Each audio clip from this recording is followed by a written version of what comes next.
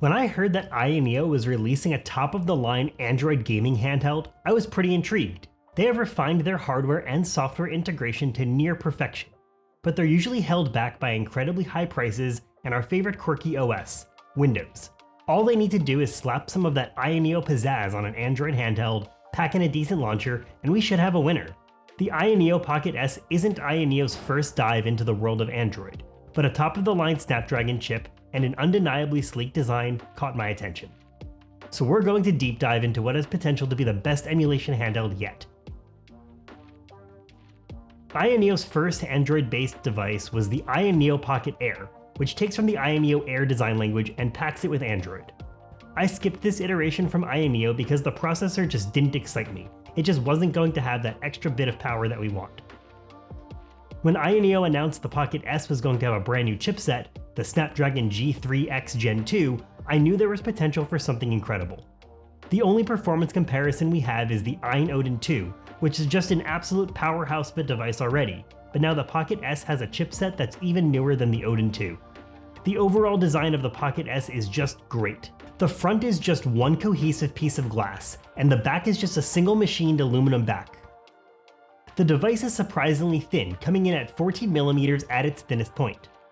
But because of the metal shell, it does feel like it's got some heft to it, which is actually a little bit deceiving since it's relatively way lighter than some of the other devices that we've taken a look at. The AYANEO Pocket S weighs 360 grams. This is actually 55 grams lighter than the AYANEO 2. It's more than 300 grams lighter than a Steam Deck, and it's over 150 grams lighter than an AYANEO Air. In my Indiegogo backing, it also came with an attachable grip and a magnetic cover. The ergonomic grip is nice, but I'm not a huge fan of attachments in general. If the device needs a grip, then it should have been designed that way, not an attachment. The material of the grip is a nice soft touch, but alongside that smooth material is also concerns that I have about durability. Even though the grip is easy to snap on, taking the grip off requires skill and determination. You really have to pry this thing off, and I could barely even get it. The front magnetic attachment unfortunately is behind schedule and it didn't ship with my order, but that's the accessory that I'm the most excited about. A way to easily protect the front screen so I can just throw it in my bag is something that I'm always looking for on a device. As for the specs, the AYANEO Pocket S is powered by a Snapdragon G3x Gen 2 chip, which AYANEO claims is the first device to feature this chipset. We've got a 6-inch IPS borderless screen with a peak brightness of 400 nits, a 6000 mAh battery, support for fast charging, Wi-Fi 7, Bluetooth 5.3, and it runs Android 13. The screen resolution, RAM, and internal storage are a lot more variable. The screen on my model here is 1440p, but the standard edition is 1080p. The 1440p was supposed to be more limited, but a recent update from AYANEO makes it sound like even the 1080p model will be very hard to purchase pretty soon. Even though the 1440p screen is seemingly even more limited than the 1080p model, to me it's one of the standout features of this device. Both screens are the same size and brightness, but they do differ in their resolution and their pixel per inch count. The 1080p screen is 368 pixels per inch, while the 1440p model is 490 pixels per inch. The 1440p screen is an even higher pixel density than an iPhone 15. The AYANEO Pocket S starts at 12GB of RAM and can go up to 16GB. I have the 12GB model here because 16GB just seemed a bit overkill. Internal storage can range between 128GB to 1TB, and while it's great that you can have as much onboard storage as possible, you also have a microSD card slot to easily expand that storage. Each of these factors impact the price. The Indiegogo early bird pricing starts at $399 and goes all the way up to $659 US. The retail pricing is a bit of a shocking increase, starting at $559 and going all the way up to $800 US. One critique I have for AYANEO is that they can't seem to learn how to make buying one of these things just as simple as possible. I love the customization of the different models, but if they want a console level experience, just give me one set of specs, let me customize the storage and the device color, and that's it. When we start mixing in different amounts of RAM, it makes the buying experience a lot more difficult for a handheld novice. As for the built-in controls, the analog sticks feel perfectly fine and they're Hall sensing, so we should never get stick drift. Spoiler, we kinda do. But they're also Switch style, so the range of motion is fairly limited, especially for first-person shooter games. I was hoping for some better quality analog sticks here. Even their budget device, the AYANEO Next Lite, has better feeling analog sticks.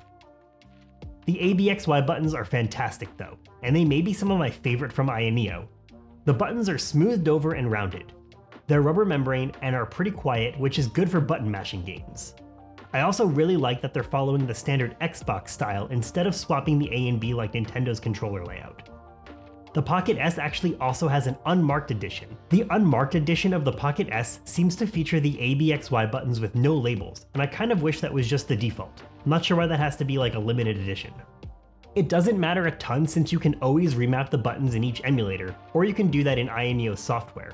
But this button layout does make native Android gaming and cloud gaming pretty much plug and play, which is great. The D-pad looks like it could be a dome switch, but it's actually rubber membrane. It's like a little mushy feeling. But luckily that doesn't translate to necessarily a bad D-pad experience from a functionality perspective. In the gamepad tester, you can see that I'm not getting any accidental diagonals, and every time I angle my button presses, I'm getting very precise responses. Above the left analog stick is a button that acts as an Xbox button, and it can be mapped to special functions in emulators if you want. Below the D-pad are the start and the select buttons. And below the right analog stick is an AYANEO button and a home button.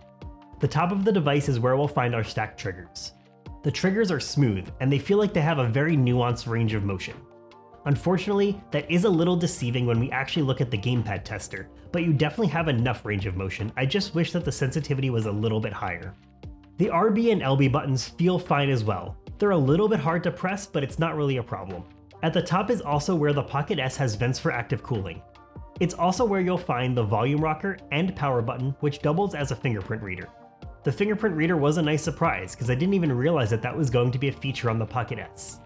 The fingerprint reader is insanely sensitive, and it will unlock your device even when it's in sleep mode, which is a great experience. On either side of the stacked triggers are macro buttons. The left macro button acts as a physical back button, and the right macro button will bring up the app switcher. You can probably remap those buttons if you want, but I actually like these default mappings and I just kept them as is. On the right side is a physical switch to toggle between performance modes.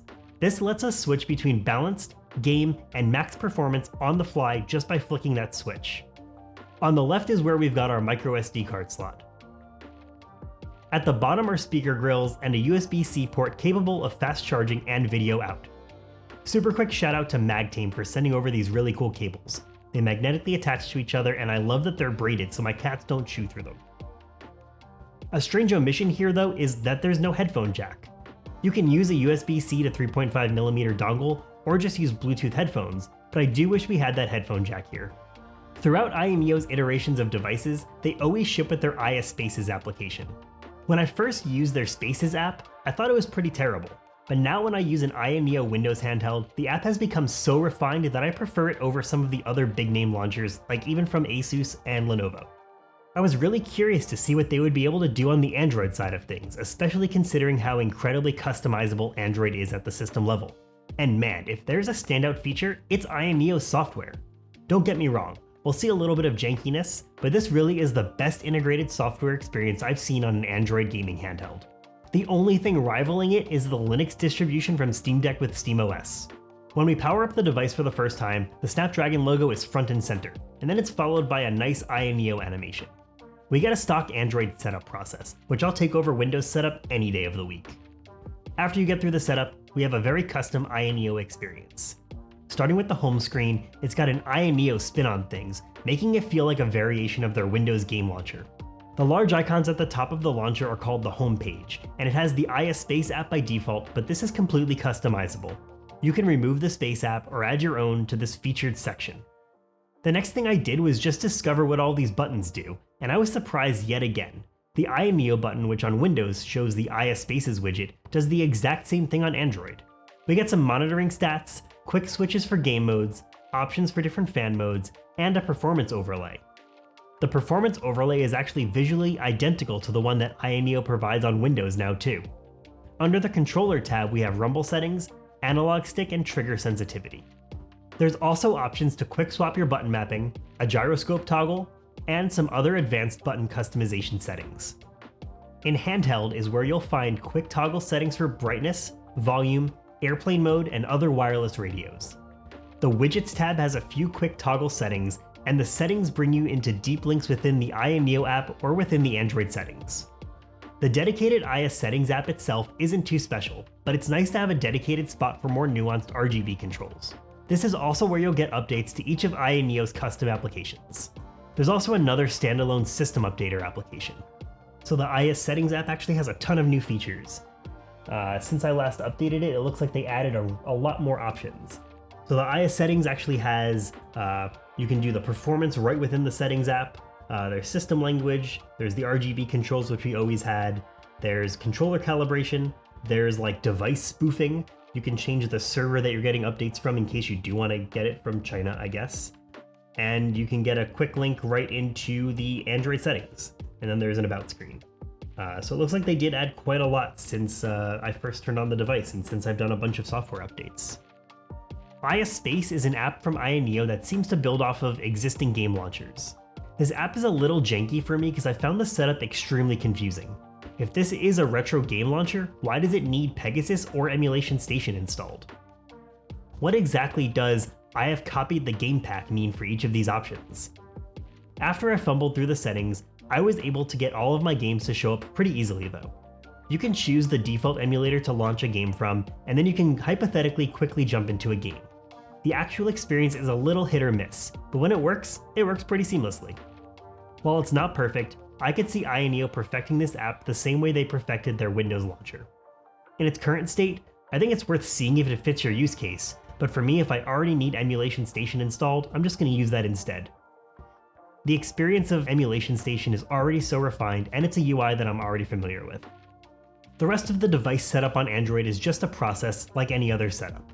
You have to decide which emulators to install, where the best source for that specific emulator is, and build up all those emulators to use, and then load up your games. The biggest pain of setup for me is just going through every single emulator and going through all of the controller mappings. But finally, after setup, I thought I was ready to dive into some emulation testing, but something weird was happening. Stick drift. How is this possible? Aren't Hall sensing analog sticks supposed to be impossible to experience drift? Well, it turns out that there were some updates that we have to do first, and then we can calibrate the controller. When we open the iOS settings app and tap on the updates tab, I had 4 apps to update, so I just tapped on each one. Since doing those 4 updates once, I've actually had like 6 or 7 more updates, so they're definitely continually updating these apps, which is great. Now the iOS settings app will have a new navigation item, controller. This is where we get a quick walkthrough of how to calibrate the joysticks. It does a good job of walking you through each of the somewhat convoluted button combinations that you need to go through. After these updates though, things just seem to magically start working. The controller settings weren't reverting back to their default settings, and stick drift is gone. How they could ship a device with such an incomplete firmware state is kind of disappointing, but it's great that we at least got an easy update. The system updates are also easy enough. Just use the system update app, download the update, and it'll install automatically. It confusingly mentions to put your device into restore mode, but that doesn't seem necessary. Each system update took about 10 minutes. After the second update, I was also able to confirm that there is no more updates. One weird after effect bug is that I found that swipe back gestures started acting funky, and getting to the app switcher was like a little hit or miss. That weirdness is actually the main reason I didn't remap my macro buttons. They accomplish the same thing, and if I can avoid switching between using the device with a controller to the touchscreen, I'm perfectly okay with that. Now we're finally ready to game. The Pocket S has a few different performance modes: Balanced, Game, and Max. You can toggle these from the iOS Space widget overlay, or by using the switch on the right side of the device. Being able to quickly toggle between modes without even leaving the game is kind of awesome. So while most of what we're looking at is going to be in Balanced mode, higher end games or games that you just want to bump up that resolution a bit more, you can quickly toggle to a higher mode. Starting with GameCube, it runs really great. You can bump up the resolution to 1080p or beyond for nearly every single game, and a lot of games look fantastic with widescreen patches. I was able to get some great performance from literally any game I threw at it. From F-Zero running very smoothly and only some occasional dips into the high 50s, but Dolphin did report that it was running at 100% speed, to Rogue Squadron surprisingly only having minor slowdowns at times. You can get your games running really well and looking just absolutely fantastic. Wii also runs really well. Mario Kart Wii looks just great on the Pocket S. The Pocket S also makes PlayStation 2 emulation look easy. It handles Burnout 3 like a champ, which I find to be a relatively hard game to emulate. Ultimate Spider-Man is another game that I find hard to emulate, and the game runs at full speed, but I do get some graphical glitches here and there. This is probably a game to also check out on GameCube instead, since Dolphin is constantly receiving updates. Switch emulation is a bit dicey since there isn't a reputable emulator that is actively maintained anymore, but if we look at the last version of one of those emulators, performance is pretty respectable. Super Mario Wonder, for example, runs at full speed, even though there are some graphical anomalies from time to time. Of course, compatibility will vary, and it won't necessarily reflect the power of the device since that emulator was just still under heavy development, but you can get a good amount of games up and running here. I like testing Switch emulation because it's a benchmark for how far you can really push some of these devices, even though I really don't think you'll end up playing a ton of Switch games through emulation here. 3DS emulation is in a similar boat to Switch because there is no actively maintained emulator that is as far along as the now defunct emulator, but luckily, this 3DS emulator that we can't talk about was pretty far along in its development lifecycle. 3DS can be upscaled anywhere between 2x and 4x and is a great experience on the Pocket S. I wish Citra had a bit more nuanced control over the location of the dual screens, but I'm not going to complain because there's plenty of real estate on this display. PlayStation is of course no problem here, but since we've got a full 1440p screen, we could take full advantage of that. Games like Tony Hawk Pro Skater look absolutely amazing upscaled and with widescreen patches. You're going to have no problem with PSP either. The Pocket S is going to be able to handle huge upscales for your PSP games with no problem. Nintendo 64 can have its quirks, like needing specific tweaks to get Pokemon Snap to run, but other than those few nuances, Nintendo 64 looks absolutely amazing. You can add in high resolution textures, or just upscale it and add widescreen patches and your games are just going to look great. Game Boy Advance is one of those systems that can basically run on anything now, but I do just want to take a minute to appreciate how really just great it looks here. The Game Boy Advance color palette really pops on this IPS screen. Besides emulation, there is still a big world of Android gaming out there that we can take advantage of on the Pocket S as well. For Xbox Game Pass, we have a truly boot up and game experience here. There's no need for button mapping or anything complicated. Just select a game and go. For games like Forza, the analog triggers work no problem here. The only thing I'd say is any first-person shooter style game, because we have those Switch style analog sticks, are just really restrictive by that range of motion. But overall, it's a great experience. Keymappers in general are a pain since you have to go through all of the effort of the mapping setup, but as far as the experiences go, AYANEO definitely got it right in nearly every place that matters. It's fairly intuitive, but it's also very simplistic, so you don't have to mess too much with settings to understand what they might do. The end result is a decent experience. The analog stick mapping can be a little finicky, like when I was playing Call of Duty Mobile, but overall it does work pretty well. I like to test out Call of Duty Mobile on Android handhelds for graphical fidelity, and I actually had a pretty weird experience on the Pocket S. It might be that the Snapdragon chipset still needs driver updates from Qualcomm or something, but I just couldn't get the game settings to recognize that I should be able to run the game at higher frame rates and higher graphical settings. So while usually it's a great test of hardware on these devices, here it just kind of fell flat. The game maxed out at around 35 to 40 FPS, even when I would push the device into its maximum performance mode. Genshin Impact is another game that I rely on to give me some insight into real-life device performance. This is an interesting one because similar to Call of Duty Mobile, it doesn't seem to realize that the Pocket S should be powerful enough to play this game at high settings. It recommends the lowest possible settings actually. Different from Call of Duty though, it actually lets you choose high settings and set the game to 60 FPS, and even though I would get some warnings, it actually worked great. And while it's not a perfect 60 FPS, it's mostly 60 with some occasional dips down into 45. We can probably boost the device to get max performance mode and get something more stable, but I think that this feels just fine. AYANEO has definitely succeeded in what it does best, building a great device, pairing it with quality software, and delivering on the promise of a solid gaming device. The software they load up on the Pocket S is just absolutely top tier. I haven't experienced anything like it before. I was definitely concerned when I had weird stick drift issues, but I'm glad to see that AYANEO is clearly able to do a fast follow-up software update to patch those kind of issues out. AYANEO lets Android be Android, while inserting the gamer-specific aspects that matter the most. From the custom home screen to the iSpaces side panel, everything is well integrated, and it's more or less ready to go out of the box. The exception is their iSpace game launcher.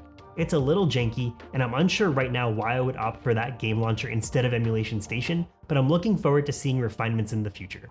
We can get some incredible performance, and it's all in a sleek design with an incredibly high resolution display. The only problem with this device is just its price point.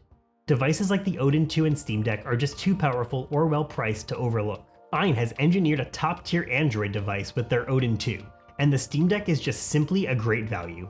While Steam Deck won't quite hit the same battery performance as the Odin or Pocket S, neither of those can play a ton of AAA PC games. So while I really am enjoying the Pocket S, I think it's going to have to see some pretty steep discounts before I can say that it's something I highly recommend. But those are just my thoughts. What do you think of the AYANEO Pocket S? Did you pick one up? Were you hoping to get one after the Indiegogo campaign? Let me know your thoughts down in the comments. Make sure you're subscribed so you don't miss future videos, and thanks for watching.